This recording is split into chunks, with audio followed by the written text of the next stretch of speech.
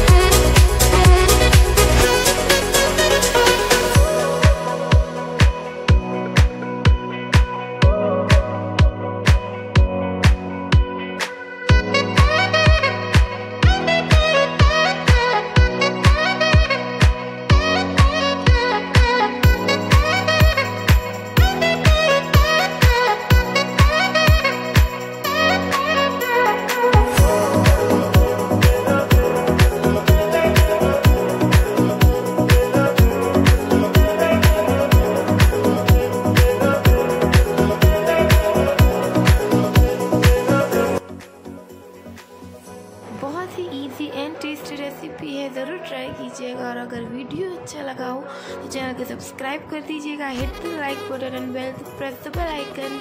चलिए मिलते हैं अगली वीडियो में, तब तक के लिए बाय। खाओ पियो और खुश रहो।